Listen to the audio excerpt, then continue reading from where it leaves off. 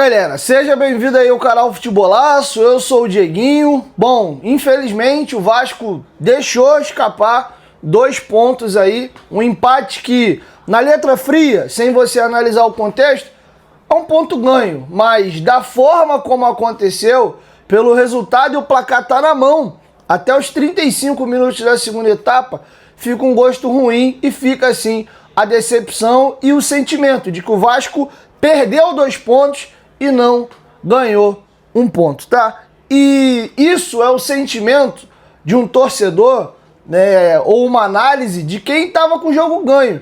Mas se a gente analisar o jogo friamente e analisar o que aconteceu e esquecer a construção do placar, o Vasco não merecia ter ganho o jogo hoje. O Vasco hoje não fez um bom jogo. Eu vou discorrer várias coisas para vocês aqui, vocês vão entender a minha análise e para vários prismas que dá pra gente levar as nossas opiniões e a nossa análise de hoje, tá? Então, ó, like aí no começo do vídeo que ajuda bastante pro YouTube entender que esse conteúdo é relevante e compartilhar para mais pessoas, tá bom? Deixa o like aí, se você estiver chegando pela primeira vez aí no canal, se inscreva e ative o sininho das notificações. Normalmente eu gravo de 2 a 3 vídeos por dia aqui no canal. Vai fazer a tua apostinha? Corre lá na Bet Nacional, o link da Bet Nacional tá aqui, ó, na descrição do vídeo, no primeiro comentário fixado. Clique lá e se cadastre para você poder começar a apostar. Dito isso, minha galera, vamos agora aqui começar a nossa análise do jogo. O cara, ele repetiu a mesma formação, que venceu bem o Santos por 2-1 em São Januário. Até aí, ok.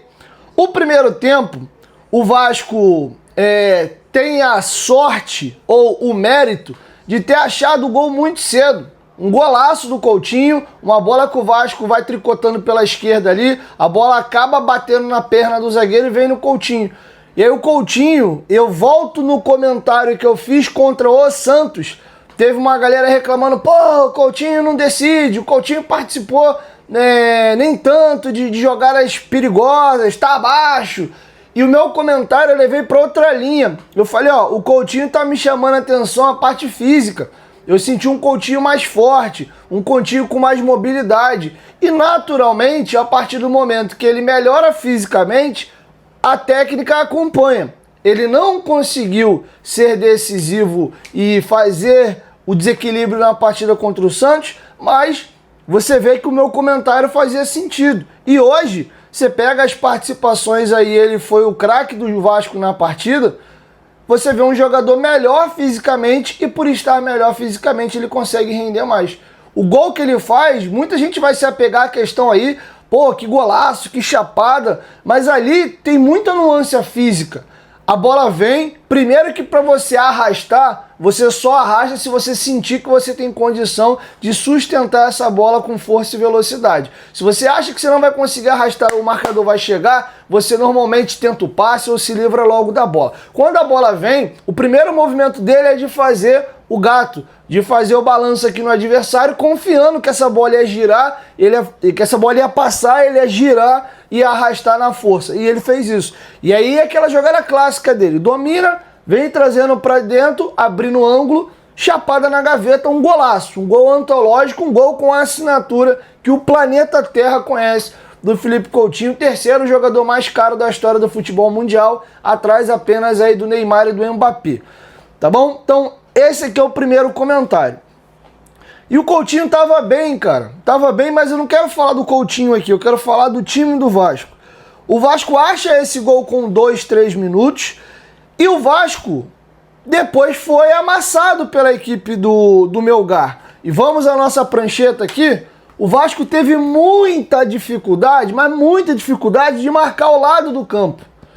Já expliquei para vocês algumas vezes que o Carille, normalmente, quando ele não tem a bola, ele marca no 4-4-2. Esquece o número dos jogadores aqui, só para a gente entender.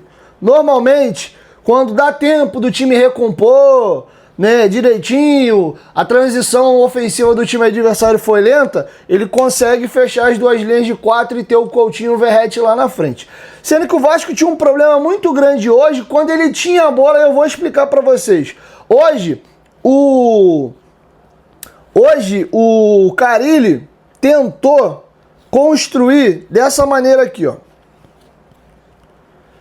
e o time do Vasco estava super espaçado, e quando você perdia a bola era um desespero.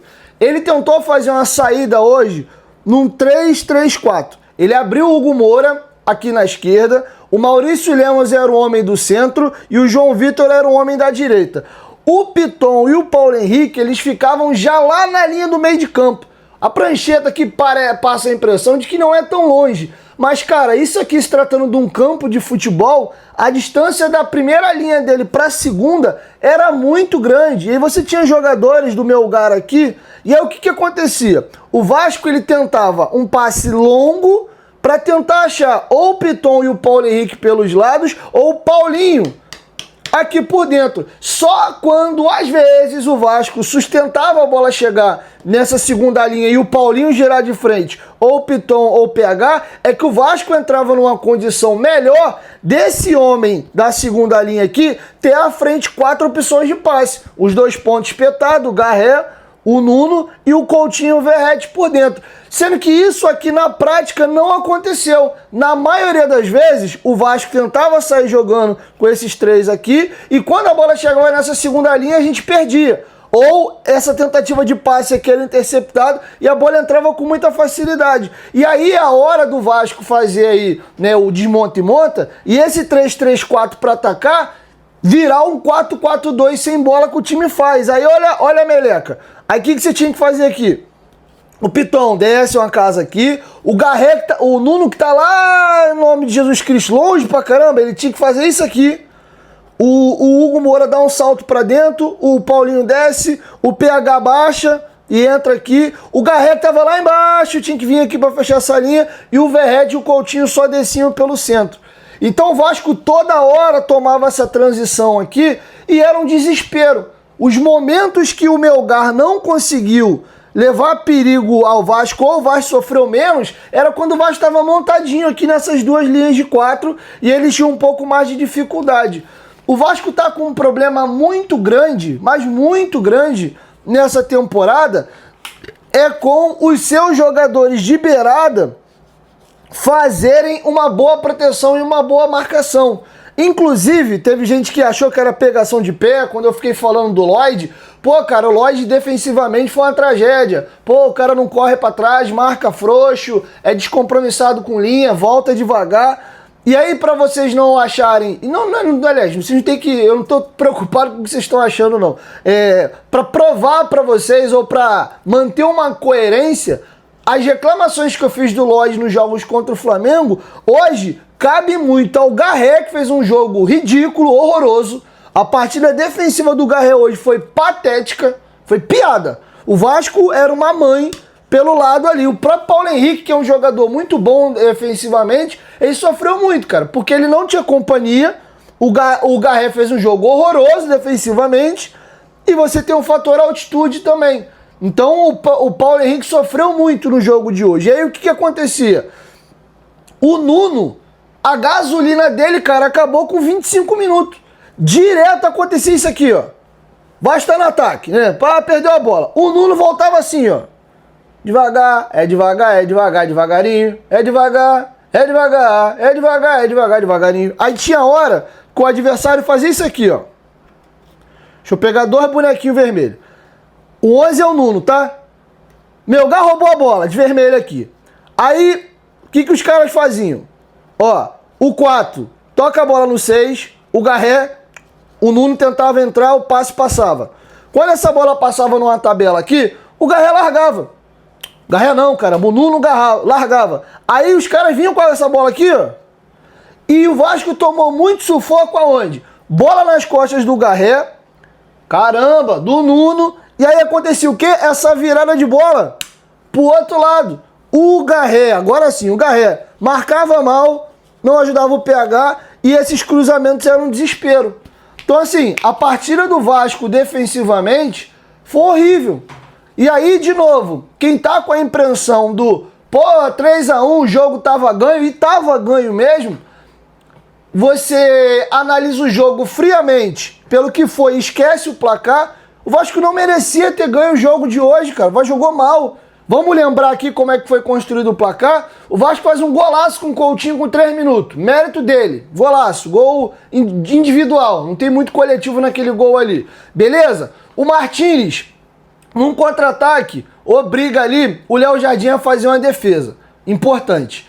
Com 10 minutos, o Lemos salva uma bola em cima. Vem um cruzamento da esquerda para a direita, ninguém acompanha. O cara balança, corta, chuta. Ia ser gol. O Maurício Lemos salva essa bola em cima da linha. Com 22 minutos, o PH faz um pênalti infantil. Ele toma o corte e aí, em vez dele deixar o cara passar, porque ele não tá vendo, tem bastante jogadores dentro da área, ele arrisca, vou tentar esticar o pé para ver se eu tomo. Fez um pênalti idiota. O cara viu o pezão dele esticado, o cara deu a passada, deixou bater e foi pênalti mesmo.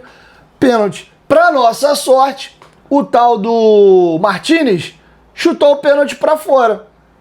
Chutou para fora. E o Vasco estava sendo amassado ali. E aí o Vasco consegue, com 31 minutos, 2-0. De novo, uma jogada linda do Felipe Coutinho. Quem começa a construir essa jogada é o Paulinho. A bola vem na direita, dando o Paulinho no centro, volta. O Paulinho abre essa bola na esquerda. Tem uma tentativa de cruzamento, a zaga espirra, vem no Coutinho. Aí você vê, de novo, a questão da confiança, do cara estar mais inteiro fisicamente. E futebol depende muito da confiança. Ele fez um golaço, ele domina a bola e ele respira. Ele domina, finge que vai pra lá, vem pra cá. E ele tem uma leitura muito boa. Ele vê o Verratti atacando o segundo pau e com vários jogadores à frente dele. O que ele faz? Ele mete uma bola de 3 dedos, fazendo uma parábola e cortando a defesa para chegar no segundo pau. O Verratti ataca a bola, chega batendo 2-0. E o placar a essa altura era mentiroso. O Vasco não jogava bem, o Vasco estava tomando um amasso, o Vasco acha um gol muito cedo e o Vasco consegue, numa jogada genial de novo, um jogador extra-série, que hoje fez uma partida de Felipe Coutinho, do que eu cobro dele. Hoje eu vi o Coutinho que eu espero. O cara decisivo, chamou a responsabilidade e fez a diferença, tá? E aí o Vasco faz o gol, mas o placar era mentiroso. Se acaba o primeiro tempo 2-0 ou 2-1 como acabou, não condiz com o que foi a primeira etapa. O Vasco vai e toma um gol de cabeça numa jogada idiota. De novo, escanteio pros caras, escanteio curto, bola vem para trás, entra o cruzamento, aí os jogadores do Vasco ficam olhando a bola, o cara ataca, pimba, cabeça, bola no fundo do barbante, gol dos caras. O Vasco tomou hoje 3 gols de cabeça, tá? E o Melgar, ele já imaginava, acredito eu, que o Vasco, pô, é um time brasileiro, altitude, os caras vão apelar. Os caras cruzaram quase 70 bolas na área do Vasco. Foram 67 cruzamentos mais ou menos e o gol do Gregório sai com 39 minutos. Acaba o primeiro tempo. E ainda bem que eu não era o treinador hoje, porque eu teria talvez prejudicado a equipe. Com o que eu vi, principalmente do meio pro final, no intervalo, o Diego teria tirado o Garré e o Nuno junto. O Garré fez um jogo ridículo e o Nuno largou, irmão. E eu acredito que não é que ele largou porque ele é descompromissado. Eu acho que ele morreu. É um cara europeu, não posso estar falando besteira aqui, não sou expert em geografia, mas não sei nem se tem altitude na Europa, e ainda que tenha, eu acredito que os jogadores europeus de grandes ligas não estão acostumados a jogar em altitude. E isso aconteceu hoje. Então uns vão sentir mais, outros menos. O Verratti é um cara muito fora da curva fisicamente. Você vê ele, mesmo com seus 37 anos de idade, o cara corre o campo todo e parece que não tá nem sentindo a altitude. Já o Garré, não. Caramba, ele deve estar falando mal de mim aí, não é possível. Já o Nuno não, o Nuno sentiu muito. E visivelmente o problema dele era físico. Chegou uma hora que ele morreu, ele não aguentava, ele voltava andando no trotezinho aqui. Então, como a gasolina dele foi embora, eu teria sacado. O Garré foi muito acertado, o cara ele ter tirado, mas pelo que eu vi defensivamente e fisicamente do Nuno no final do primeiro tempo, eu teria tirado. O cara ele fez diferente. Ele tirou o Garré, que foi uma unanimidade. Todo mundo viu que tava feio o negócio ali. E aí, o que ele faz? As 2 primeiras substituições, ele tira o Paulinho, bota o Jair, o Paulinho fez de novo um jogo abaixo, já tinha cartão amarelo, você vai ter que combater, o adversário vai vir para dentro de você, ele botou o Jair. Não entendi a entrada do Jair ao invés do Tietê. Tá meio estranho. essa hierarquia do Carille. No jogo contra a equipe do Santos, o Paulinho começa jogando, quando o Carille vai trocar, ele tira o Paulinho e bota o Tietê. O Tietê era o titular da equipe, ele saiu por uma contusão depois de ter feito a melhor partida dele com a camisa do Vasco contra o Botafogo. Voltou de lesão, tá no banco, ok, beleza. Mas ele volta contra o Santos como a primeira opção dos volantes no banco. Aí chega o jogo de hoje, quando ele tira o Paulinho, ele bota o Jair. O Jair que já entrou no finalzinho lá do jogo contra o Santos. Aí eu fico confuso. Tem hierarquia? Não tem? Dependendo do jogo, ele acha que o Tietê tem mais volume, tem mais dinâmica. O Jair é um cara mais de segurar a bola, reter a bola, bola longa, apesar de ser um pouco mais lento. Não sei se a ideia dele era ter mais a bola, alguém que pensa e trabalha um pouco mais, ao invés de um cara mais corredor, porque o Paulinho já tinha essa característica de mais dinâmica e não estava dando tanto certo e o Paulinho saiu no intervalo. É uma opção. E a outra substituição dele é tirar o Garré e botar o Ryan. Aí tudo bem, ponta por ponta, beleza. Sendo que eu venho falando isso já há um tempo, eu não gosto do Ryan jogando de beirada. O Vasco vai perder o Ryan no meio do ano, provavelmente, vendido, porém o Vasco não vai ter visto o maior potencial do Ryan. A gente talvez vai ver esse moleque estourando e brilhando fora como centroavante. A gente tinha um problema muito grande hoje, que era os caras atacando e sufocando a gente pelas laterais do campo e abusando de jogar bola aérea. O Garré, mal. Você tira o Garré e bota o Ryan. Você continua com um problema no sistema defensivo e com alguém para auxiliar o PH pelas pontas. Mas beleza. O segundo tempo, ele aparece de maneira diferente. Apesar de ter a similaridade do Vasco fazer um gol cedo de novo, né? Mérito do Nuno. Nuno rouba a bola ali do defensor do Melgar, dá um passe pro Coutinho, um Coutinho muito inteligente, já dá um tapa meio de primeira no espaço vazio ali. O Nuno deu aquela descansada no intervalo, né? Gastou ali, recuperou um pouco da gasolina, consegue sprintar, chega na bola, o Coutinho vem arrastando para dar opção pro passe na linha de fundo e o Nuno vê que o Verratti está acompanhando. E aí ele toma a melhor decisão, acha o passe para a direita pro Verratti que vem atacando. O Verratti dá uma cagada monumental, porque a bola vem, para ele dominar para frente com a bola colada no pé, já que ele é muito lento, ou dominar essa bola para a direita.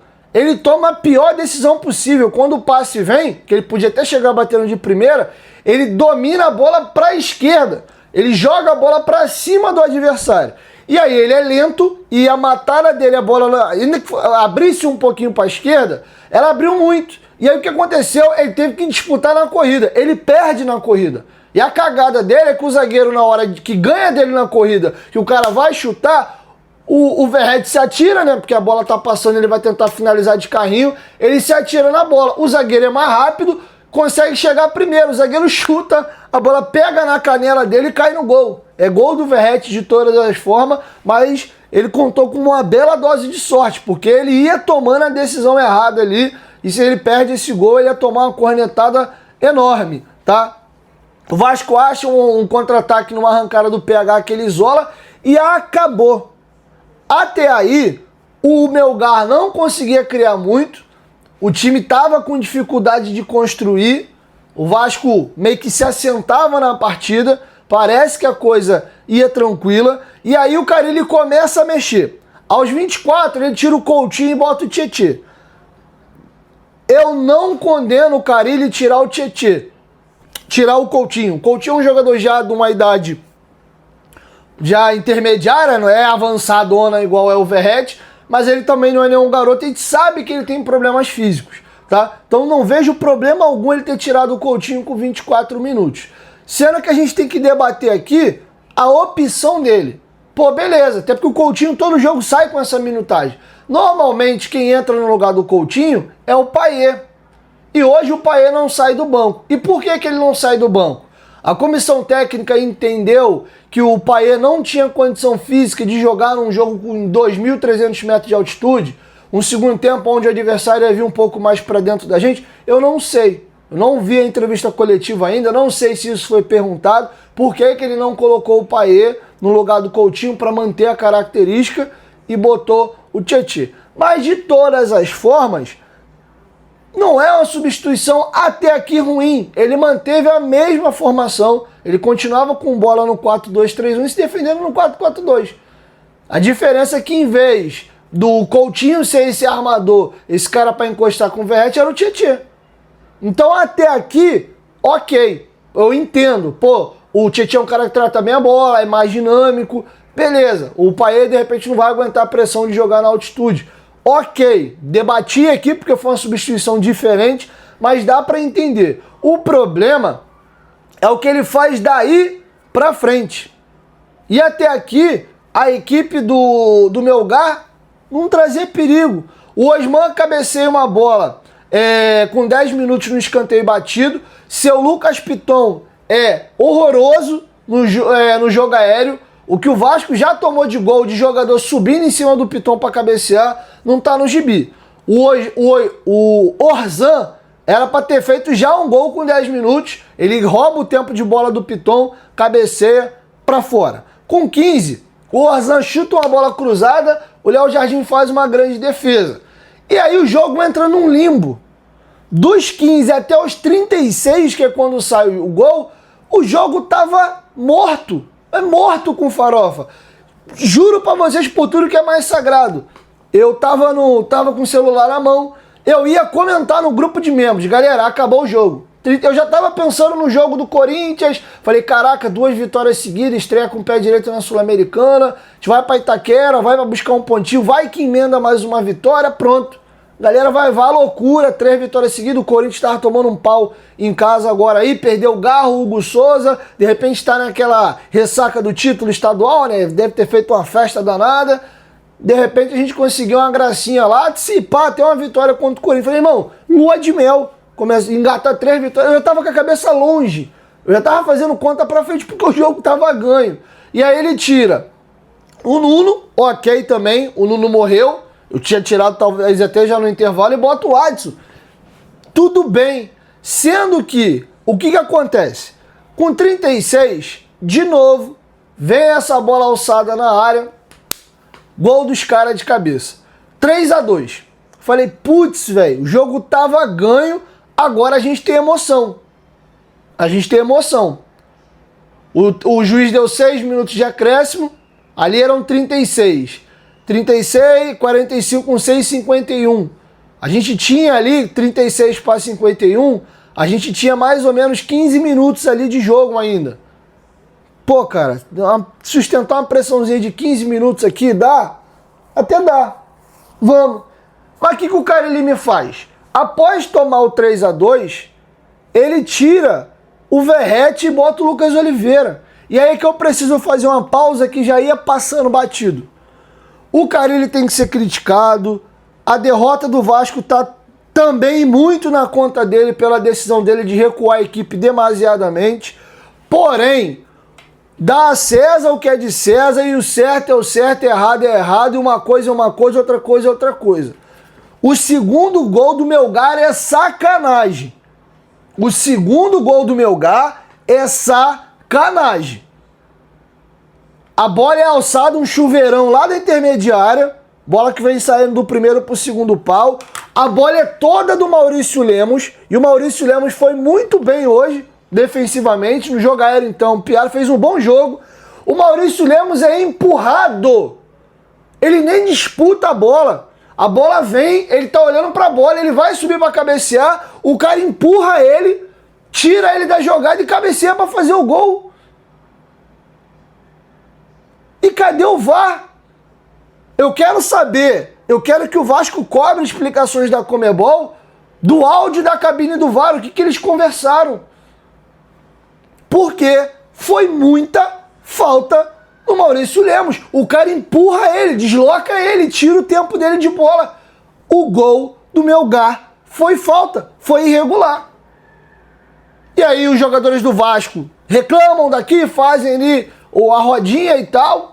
Sei se os caras queriam dar emoção, achando que time brasileiro tem mais dinheiro e que se vire, que tem que ganhar do árbitro, do time, dos cacete a 4. Que se dane, irmão. É o Brasil, é o Vasco. Os caras têm dinheiro, os peruanos são duros. Deixa ele se virar pra ganhar aí. Dá o gol aí, vamos dar emoção no jogo.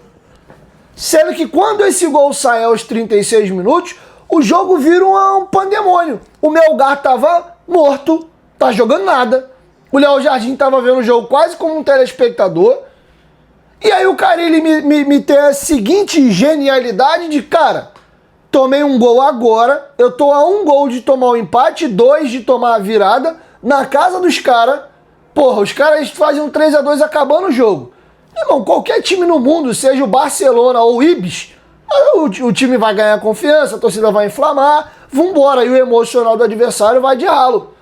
E aí o treinador do Vasco faz o quê? Pô, os caras estão cruzando 60 e cacetar a bola na minha área. Eu vou tirar meu atacante e vou empurrar mais um zagueiro.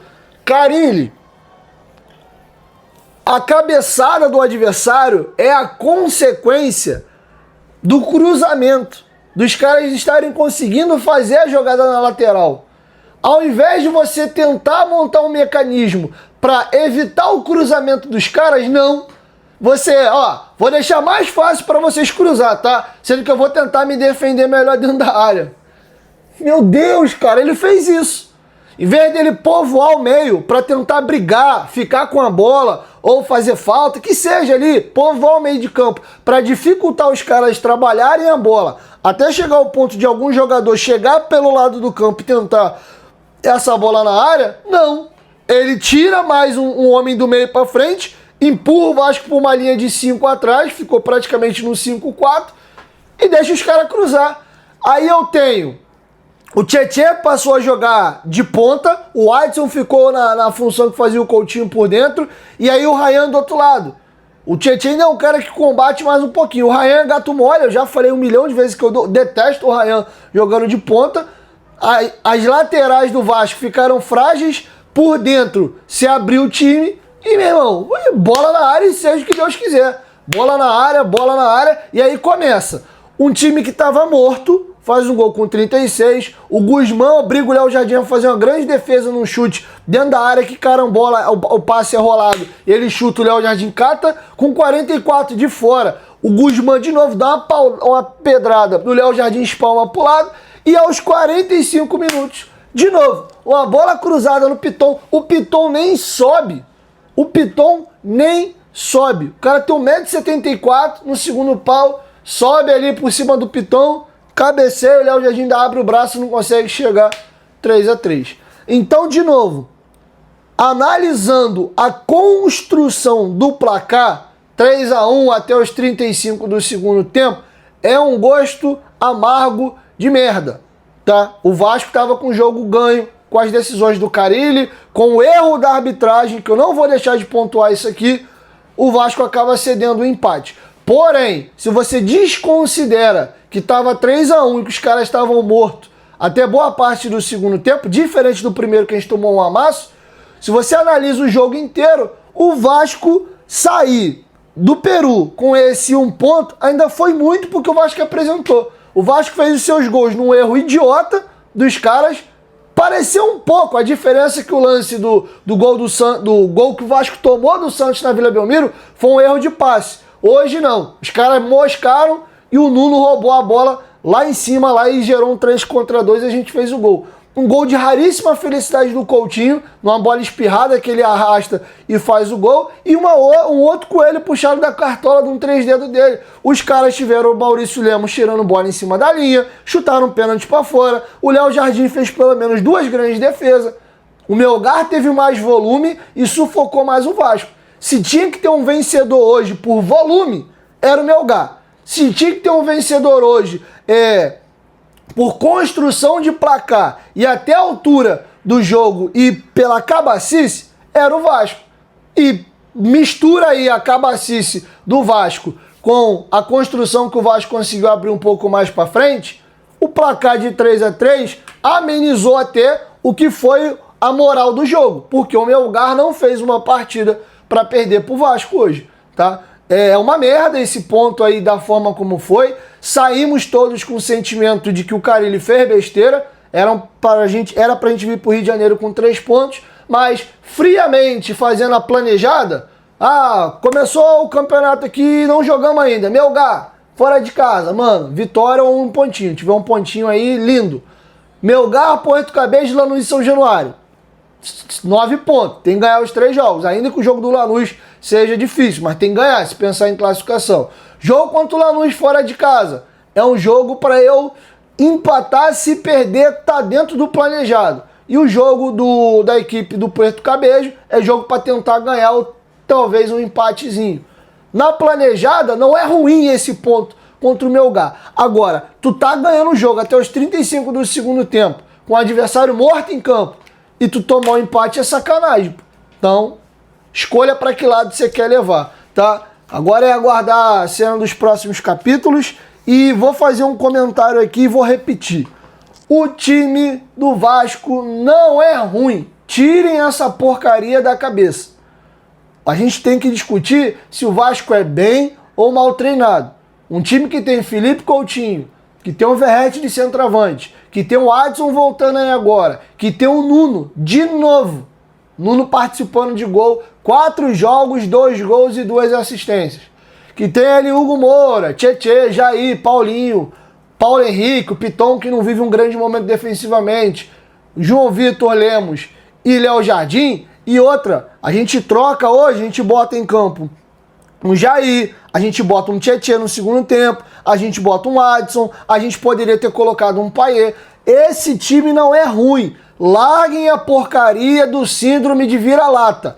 Cobrem desempenho do Carille. A gente não tem um dos melhores times do futebol brasileiro? Não tem. O Vasco não está na primeira prateleira, mas o Vasco não está na segunda. O Vasco é um time intermediário que, bem treinado, todo encaixado e conseguindo extrair o máximo dos seus jogadores, o Vasco é um time capaz de ser até a surpresa da temporada, porque peça e material humano tem. A gente que tá com essa síndrome de vira-lata, de tudo que do Vasco não presta, tudo que é do Vasco é ruim, quando o time não ganha porque o time é ruim, não, o time não é ruim. Parem com essa mania aí, a gente contratou alguns jogadores interessantes agora, cobrem, e tô fazendo isso aqui, do Carille para ele extrair o que esse elenco tem para entregar, tá? Então, vamos parar com essa síndrome de vira-lata. Dá para reforçar? Dá para melhorar? Dá. Tem ainda alguma deficiência ou outra? Tem. Mas você pega o 11 titular do Vasco, não tem um jogador que você fala assim, esse cara é ruim. Antigamente tu pegava a escalação do Vasco, dos 11, 9 era ruim, pô. Tu contava no dedo, esse aqui é bom. Às vezes não era nem bom, era mais ou menos. Agora não, você olha os jogadores do Vasco, que até no banco, você fala, mano, é um bom jogador. É porque o nível do futebol brasileiro também deu uma subida. A gente não joga um campeonato contra ninguém, né? Você pega a média e tem 10, 12 times aí que tem um nível bacana, né? Uma galera no nível do Vasco e uma outra galera acima, tá? Talvez tenha 4, 5 times ali que você fala, não, esses realmente são muito abaixo do Vasco, que é a galera que vai brigar pra cair, tá bom? Então é isso, assim eu encerro com vocês o nosso pós-jogo. Sentimento de merda, porque era pra ter ganho pela circunstância. Mas por bola jogada, o Vasco jogou mal hoje, tá? Foi letal quando teve as suas oportunidades. Mas bola, o Vasco jogou mal hoje, tá? Mas enfim. Então é isso. Assim eu encerro com vocês o nosso pós-jogo e até amanhã eu volto com mais informações. Tamo junto.